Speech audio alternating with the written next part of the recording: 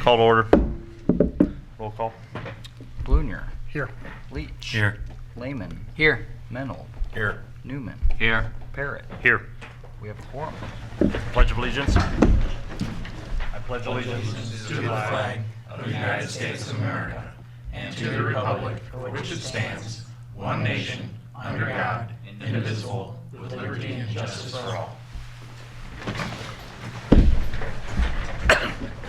We don't have any public hearings tonight, but I believe we do have a presentation. Yeah, go ahead, Joel. Thank you. My name is Joel Dickerson, and I'm the Executive Director with the Morton Park District. And I'm here tonight just to thank the council as well as all the administrators with the village for their support of the PDGA Professional Worlds Disc Golf Tournament that was held back in August. The event did receive a tourism grant, which we were very grateful for, and helped help put the event on. And I've given you each a handout with some stats that I thought were pretty interesting that have been compiled here. We had 6,500 out-of-town visitors, spectators that came to watch the event throughout the 4 days.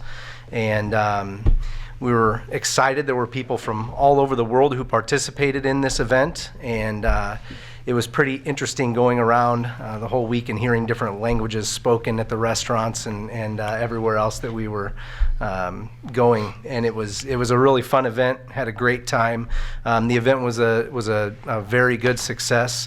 We believe that we're going to be asked to host this event again in the fairly near future, which we're definitely interested in doing, and continue to make improvements to the disc golf courses here in Morton to be able to continue to be one of those agencies that they do want to have host this event. So some of the really interesting stats that are on here that I thought were pretty cool. We had watching live, I know this doesn't impact us here, but there were 300,000 people who were watching live online and seeing the courses. People from all over the world. Actually indicates here that it was from, where does it say? 105 different countries around the world who were watching this event. That definitely spotlighted what we have here in town. It was pretty cool. We had 3.6 million unique views of the videos of our courses that were posted online as well. So that's been a pretty awesome thing. And again, it was just a great event. On behalf of the Park District, the tournament staff and directors, I'd just like to thank you all for everything that you had to do with it. We have a commemorative disc from the event that is signed by the two world champions for 2019. Both of them won their 5th respective world championship at the event, which was pretty cool. So the female world champion and the male world champion both won their 5-time championship, and they've notated it here. So this is a very unique thing, and we would like to give it to the village, and I'm going to give it to Mr. Parrott here. So, And I'll accept it on behalf of Mayor Kaufman, and I might actually keep this and not give that to him. Does anybody have any questions about the event or anything like that? I would like to say I think it's a great event, and seeing these numbers, that's impressive. 6,500 people, that's a lot of people. Yeah. And the views, the interest, and it continues to build. Yeah. Based on numbers we've had from past, it keeps growing, and I think it's great that they're looking at possibly hosting here again. Awesome. Thank you. Thanks, Joel. Thank you. Okay, go ahead, Leanne. Good evening, Leanne Brown with the Morton Chamber of Commerce. And kind of on the same note there with events, just still winding down from Pumpkin Festival. So just a great Pumpkin Festival year. Had a lot of visitors for that one as well. So we'll get numbers out.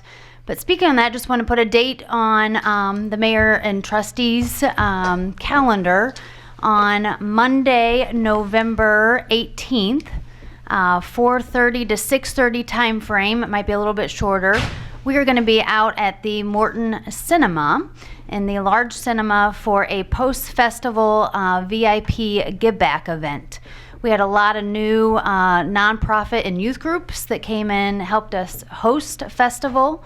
and we were able to give them some give back donations to their organizations, along with many other Morton organizations that have been a part of the festival for many, many years. And so we want to show some festival highlights and issue out the big check and the real checks, and just really celebrate the community impact of Pumpkin Festival and how it's giving back to many youth groups and nonprofits. So save the date there, more information to come. And also just want to again publicly welcome To the Moon and Back, a new bookstore in town. They are across from Eli's, next to Jefferson Street Gallery, a great company that came over from Macomb. Kind of just a bittersweet story. They didn't want to leave Macomb, but just job and drive time kind of brought them this direction, and so we were very thrilled to welcome them to our community. They opened up just last weekend, so swing by and check out that new bookstore. And then another community event coming up on Friday, October 25th is Trick or Treat Main Street downtown. We invite a lot of downtown businesses and community members, churches to come down and help us host, and then a lot of downtown businesses are open. Last year we had probably close to 1,200 trick-or-treaters downtown, so it's always fun to see the families and kids out enjoying a evening downtown. So mark your calendar for that as well. Thank you.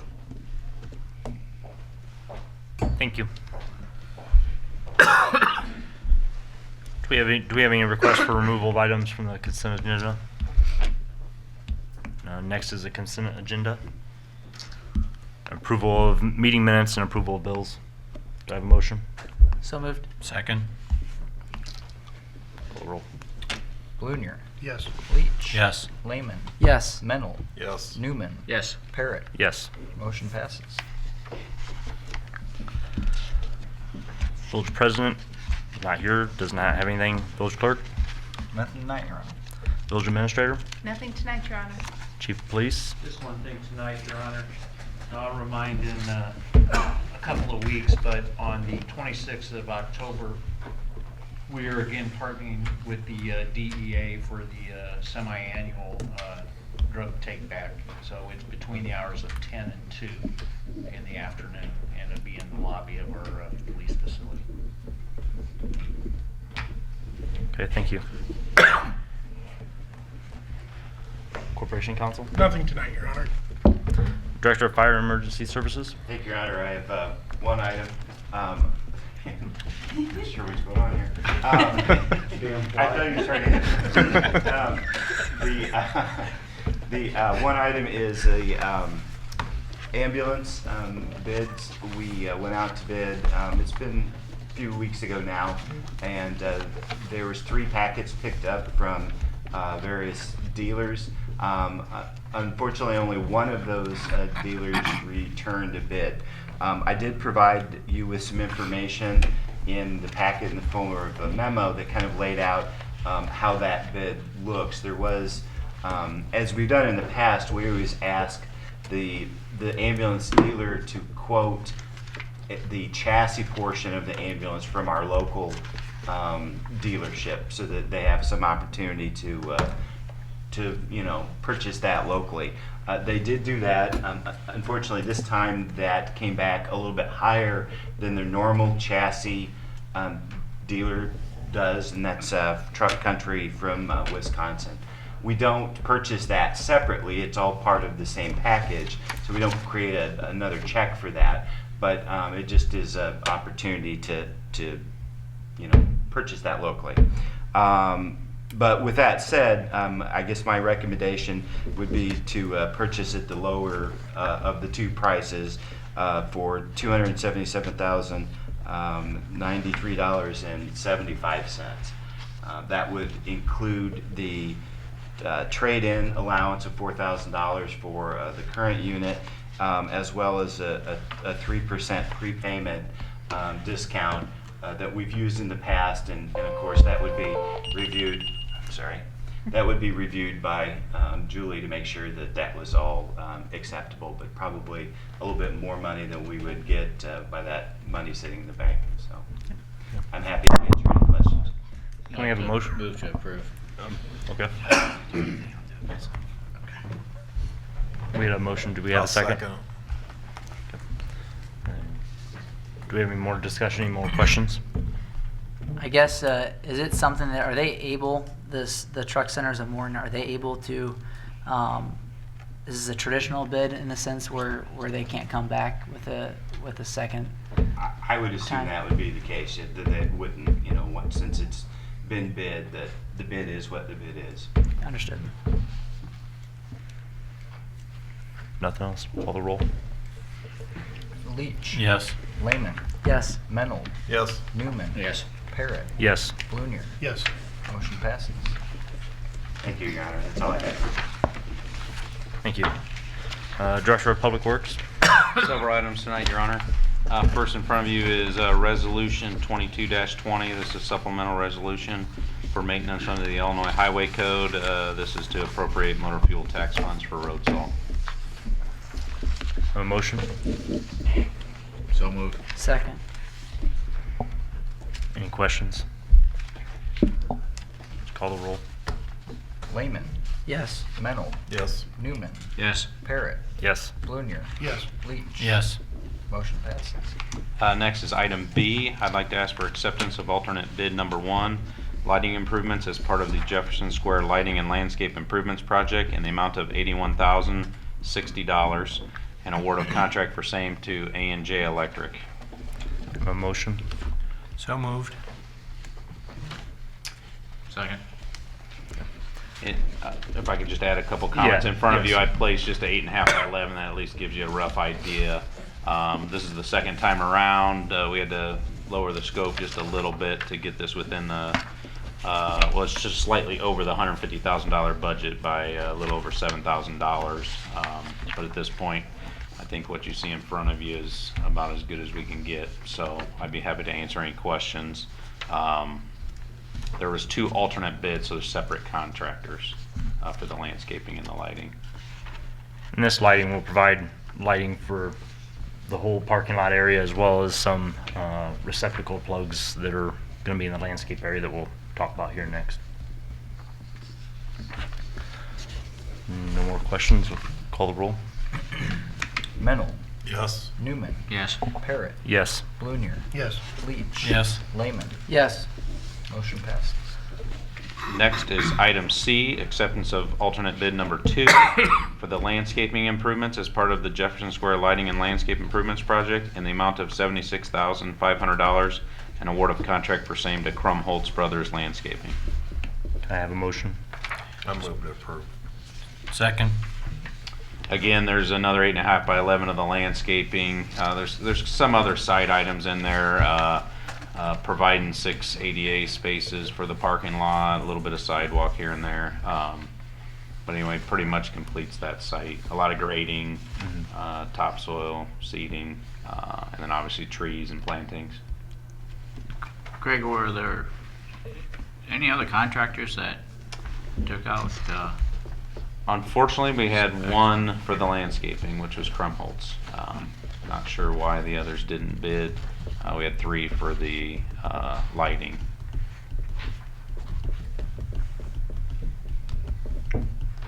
No more And this was the questions? second go around Yeah. too, so. That may have had something to do with it. And the last one that we bid, it was significantly over, and we had it as one bid, so, I mean, we attempted to try to separate it to make it easier to bid, so I think we were expecting a couple more of the landscapers to come, but they did not. The previous bid, you had the 2, the landscaping and lighting together. It was all as a together, package. yeah, so it tended to be the electrical was pretty much the prime on it. We felt this, obviously, going this way would maybe bring out a few more bids on the landscaping, but unfortunately not. More questions? Call the roll. Newman. Yes. Parrot. Yes. Blunier. Yes. Leach. Yes. Lehman. Yes. Mennel. Yes. Motion passes. And then lastly, item D, just like to announce again, the 2019 Fall Yard Waste Disposal Program starts October 26th, goes through December 8th, 8 to 5. And then we're closed on Thanksgiving and the Friday after. That's all I have tonight, Your Honor. Thank you. Planning and zoning officer, Nothing tonight, Your Honor. trustees. Trustee Leach, I know you have something. Yep. Two items tonight, both have to deal with the Business District Commission concerning development, redevelopment. First item is a couple months ago, Lee Ann asked if we would consider solar as an item that might be potentially allowed for improvement. I have given you a page that looks like this. Yours that's in color. I'm sorry, I get the color one. And on that, it lists the eligible items and the ineligible items. And so as you look at it, it says eligible items are structural additions to an existing building, code required improvements to newly occupied location, exterior facade improvements, signage, permanent landscaping, and demolition costs for buildings to be replaced. Those cover a wide gambit of items that could be allowed. And then the ineligible items are listed. There's more of those. First off, if you were to go look at our code book, we haven't codified that part of this program. And so if you were to want to look for this, you wouldn't be able to actually find it. You have to go down to Village Hall to get one of these. I don't know if this is online. Yes, it is. Okay, so you can go online and look at this. But one of the items I would like you to consider is maybe actually codifying those items that we have listed here as eligible and ineligible. From my perspective, I look at it as it would be nice to be able to go back and see, I think, in the code book, to look at it and know what somebody else has suggested for eligible and ineligible items. And so going along with that, if we were to consider solar panels as an item, I think it should be something that's actually specifically listed, or if it's an ineligible item, I think it should be specifically listed so that future people who serve on this board would know that we actually considered it and decided either for or against it. So from my perspective, though, the thing that I would say is that looking at the idea of what the purpose of this grant program is, you can look at the top of that page. It tells you the purpose. And I guess knowing that currently solar panels get a 30% federal tax credit, which is a huge discount off of somebody's taxes, there's already a financial incentive for them to install solar panels. I don't see solar panels actually making a change to the facade or the front or trying to remove blight from an area. So I guess I look at it and say I would prefer that we make solar panels an ineligible item. I wanted to know what you guys think about that, because I don't want to be the one that just says this is the way it's going to be, but I don't know if any of you have opinions one way or the other. You don't have to say so tonight, but I thought I would bring that up and you could let us know maybe at the next meeting if you have a strong opinion one way or the other, or if you say you really don't care, whichever it is, say so. But if you have an opinion now, you can let me know. The idea is that we would write, I assume, an ordinance to do both things, to either add it to one of those items on the list and then to codify that list so that it could go into the code book as well. Any questions or statements about what I've said so far? I think I would agree with you on the having the list codified. I think that makes it easier for folks that are applying to this to here's the list, and it's either on or it's off. And I also agree with you on the fact that, for people in the future, they can see, right, it's not just one person at one time. It's the board decided at one point in time, that this should be on there or should not be on there. Right. And I think that's important kind of moving forward. I would probably also agree with you on the solar panels. Although I think they're fantastic, I think there's already a financial incentive to do so, and I don't believe they would kind of the go with the spirit of this is removing blight and improving buildings, the facade of buildings, and improving the look. I don't feel like they really fit into that category, but. Okay. Any others? I agree with what Nate shared as far on the solar panels. Not so much I could care whether already other financial incentives. I just don't think the solar panels really address the preservation and rehabilitation of the property. Again, from a blight standpoint. So I'd agree the solar panel shouldn't be eligible. In reading the purpose of this, whether it's solar or whatever it is, it should meet that test, and it doesn't. To me, it doesn't seem like it meets that. I agree.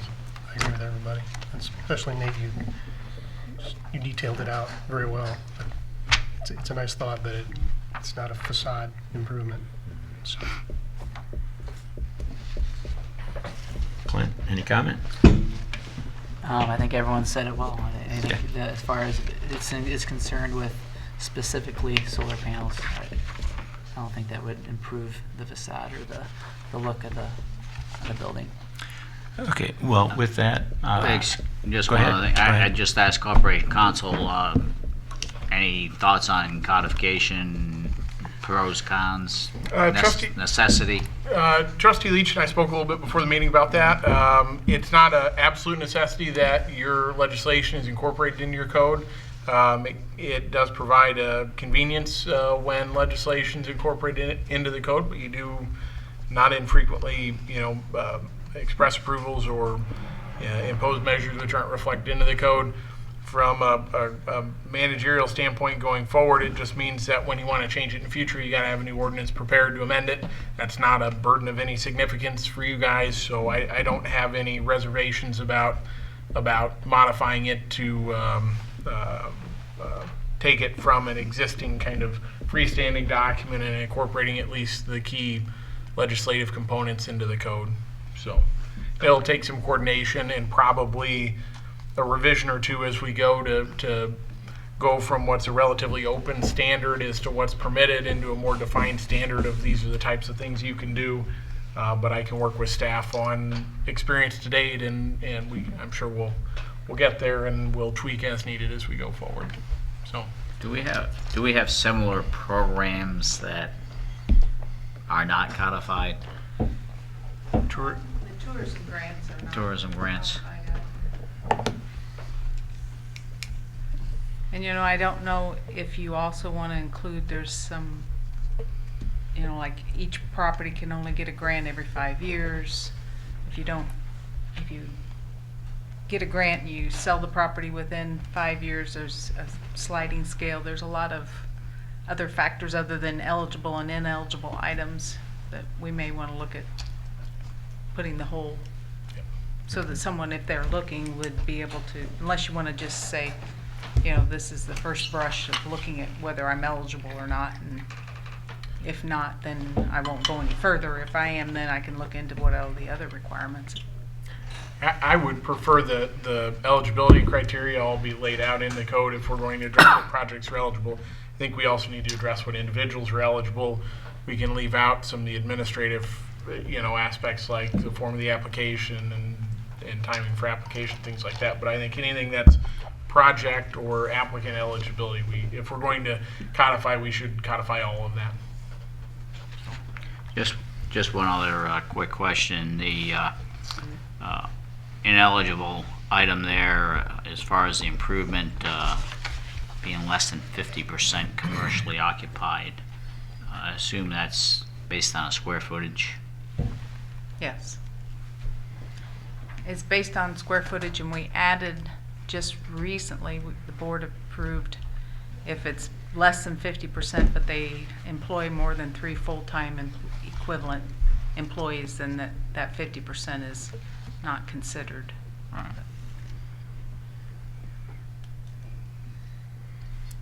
Okay. So I guess I would kind of clarify that a little bit more. Okay. It's based on square footage. Right.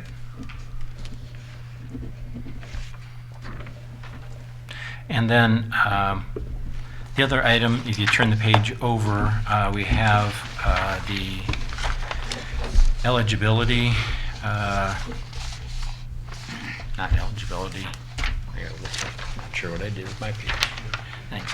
So anyway, these are the duties and functions and responsibilities of the commission. One of the things that you may or may not know, but there are sometimes time requirements for people to turn in, one, the application, and two, not start the part of the project that they're asking for funds for.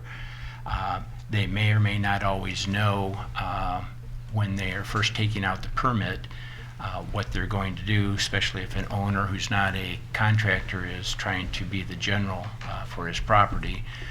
He may not know exactly the timeline or what he's going to do.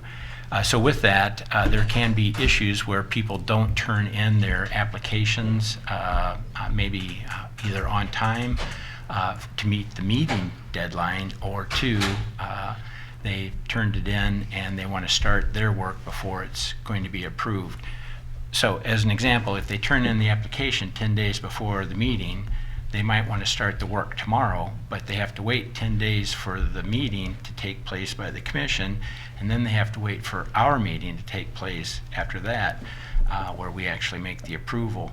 And so with that, there are some things that I would say as you look at the Morton Business District Commission, that in talking with Pat, there isn't an absolute requirement that we have a commission to handle this program. So we could do this without a commission. And he told me, I think today, and if I say it wrong, correct me, but if you were to ask for this type of program today, you can't assign a commission. The village board or city council are the ones who are going to take care of it, I guess. And so there isn't a commission. So as I look at it, I guess what I'd like to know is your opinions, because as somebody who needs to turn in an application, and right now they have to wait for the meeting once a month. I guess what I'd like to suggest is that we change that to that they come to this meeting and make the application, and then come to this meeting, do their presentation, and then we vote on it. And that gives them the opportunity to, I'm going to use the term, be much more business friendly, because they don't have to wait through 2 meetings to have a decision made. They'd only have to come to this one. So as you look, and I think, is it the second Wednesday? Yes. Okay, so the second Wednesday of the month, the Business District Commission meets, and so then they have to wait until we meet the third Monday to approve the actual payment or payment of the grant. And so there could be a little bit longer period of time. So to remove maybe some of that time frame, I'd like to suggest that we have the village board take on the responsibility of receiving these applications and making the decisions at our village board meetings the first and third Monday of each month. It gives them, I think, a wider range to turn in the application, but they can get a faster turnaround from us, because they only have to attend one meeting, or they only have to have one meeting to wait through instead of 2. It's one of those things that we currently had one entity that maybe didn't quite understand what they needed to do to turn in the application. And I think they waited a little bit too long and wanted to start the work, and they really couldn't feel like they could wait for the business commission to meet and then for us to meet. So we tried to do the idea of maybe a phone call meeting. The problem is that a phone call meeting is a little bit more difficult to handle if there's discussion back and forth. And so with that, I'd like to suggest that we give consideration to changing the idea that we have the responsibility for the approval, the presentation and approval of those applications actually come to this village board. One of the good things about it, though, is that it puts them on the opportunity to be on TV to explain what they're doing, just another way for them to advertise themselves, but also it's a way I think that they can have the community realize what they're attempting to do for the piece of property that they own, that they are trying to remove blight, improve the property as well. So I think it's a positive for businesses that would have applications to come to this board and make those applications, and then we make the decisions. Now, with that though, there is on that sheet that lists the functions and responsibilities, the only item that I'm actually saying that for sure I'd like to see us do is remove basically paragraph B. And this is actually in the code book, so you could go online and see this or go down to Village Hall, but it's in, it's also in the booklet that Julie gave me a couple months ago.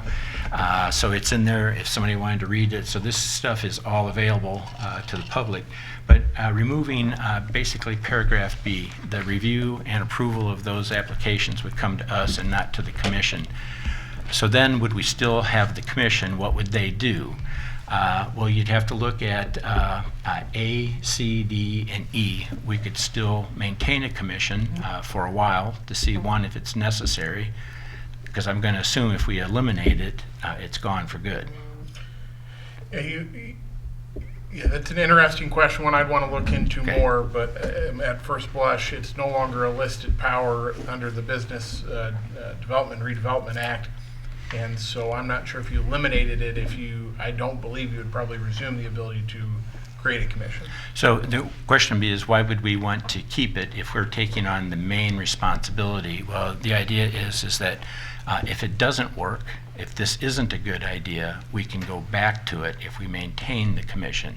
What would they do? How often would they meet? Well, it's obvious they don't need to meet monthly, maybe once a quarter, maybe twice a year. Would be all.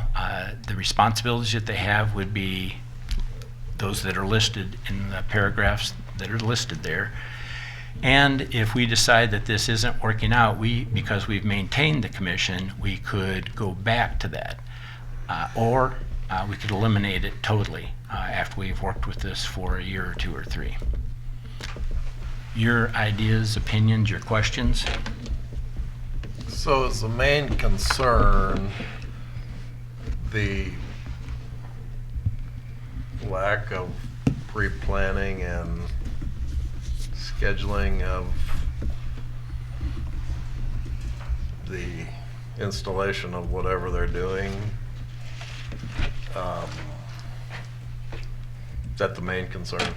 Well, the main concern is that if they because of the speed with which they may need to operate, they don't want to wait. So with the one that I mentioned, they wanted to get something done. They turned in the application, but they wanted to start the work before the, if I remember right, the commission was actually going to meet. So then the question is could we meet via phone or email or something? And it's from that perspective, it's like, wouldn't it have been better if we could have just had them come to the village board meeting? Right. We Yeah, meet much more often. And we're not trying to hold back the money. No. We want them to apply, and we want to give them the grant if they are approved. And so from that perspective, how can we just speed up the process and help them, especially if they're not professionals at construction? Or running a job, I should say. Most of these projects does require considerable planning and ordering of product and those types of things, so.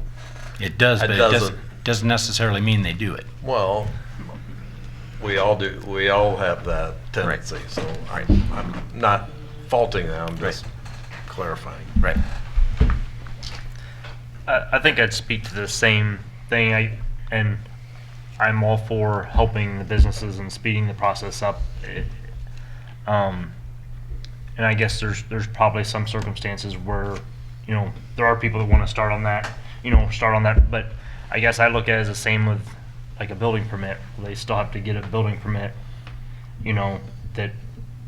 that takes time, and I guess I look at it kind of the same way. I don't want to hamper development, hamper businesses, but yet in the same sense, there is some pre-planning that goes on that has to go on, just building in general. Forget the building permit, just building in general. There's some planning that has to go on there, and I'm not sure that it's enough detriment, to remove that process. I'd have to think about it a little bit more. Sure, and the process would remain the same in that they would still apply. They still have to come present their request, and we still have to vote on it. The only thing that's eliminated is that they don't present it to the Business District Commission. They present it to us. So that's the speed up of the process. I think part of what might help is understanding the timeline. Currently, the grant application states that they are to turn it in by the 15th of the month for the following month's meeting. So if they turn it in on the 15th, which honestly I generally let people go beyond that, because if there's not tons of them, I can get them out to everybody. I then review, make sure everything's in it, scan it to the members of the commission. They come to the first meeting in the following month.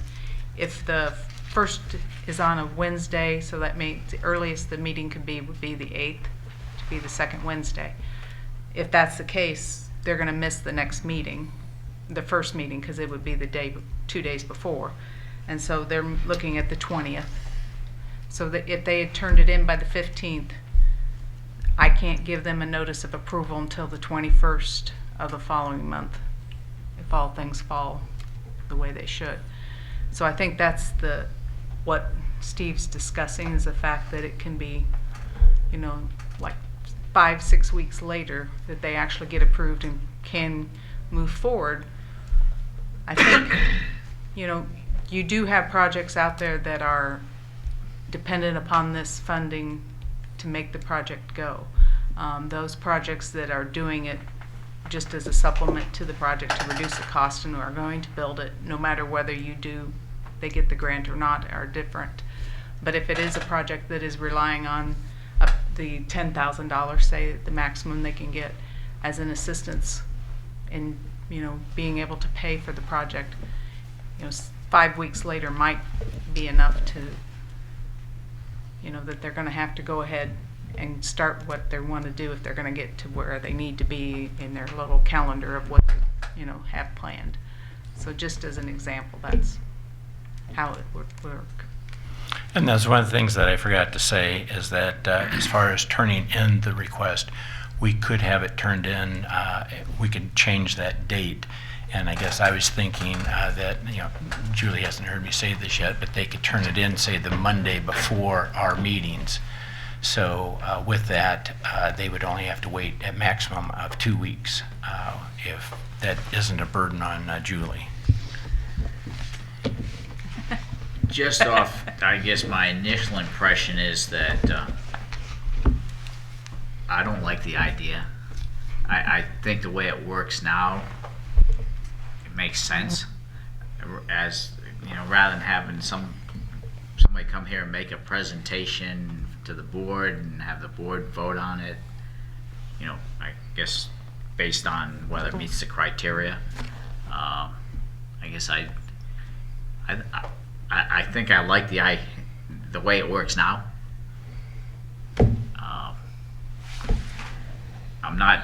I guess I'm not convinced that the timing is all that important. I mean, they've got to do a little homework, I guess, and prepare.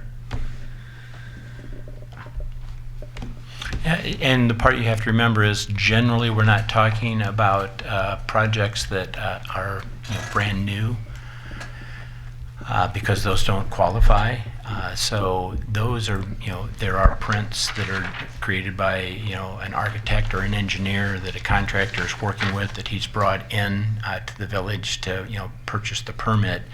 Yeah, I realize that those are, that all is taken care of. What we're talking more about are generally projects that may not have a general contractor, that the owner is the one who's trying to run it. And so that, one, the expertise of, or I guess I should say the professionalism of getting the administration part of their paperwork done may not be, first or foremost in their mind. And so I guess I'm looking at it is there a way for us to help them without them, shooting themselves in the foot? I appreciate that, but I guess I don't see where this is any different than like if you've got to go before the planning commission to, make your case, and then that comes to the board. I mean, I see it being very similar. Except on this, they can actually get their building permit before they turn in an application like this. So they can actually get their building permit and they can start work. It's kind of like, how can we get them to be able to still apply for the grant that they may need or want, because they can start. So it's a little different than on the Plan Commission and even the ZBA, because there you can't start,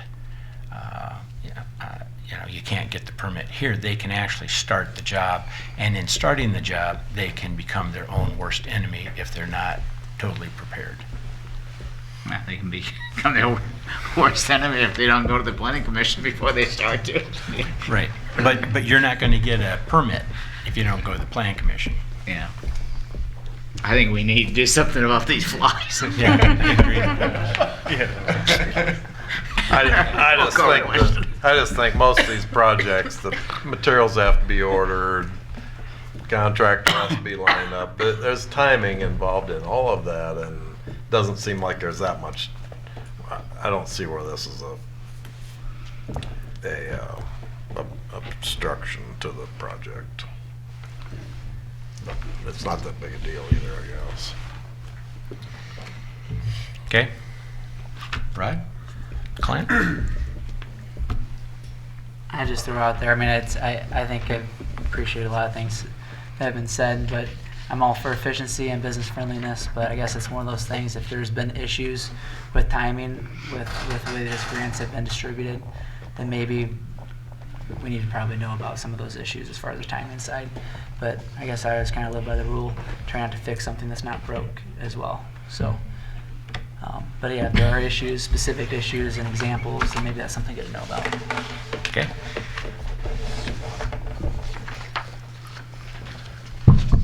That's all I have tonight, Your Honor. Okay.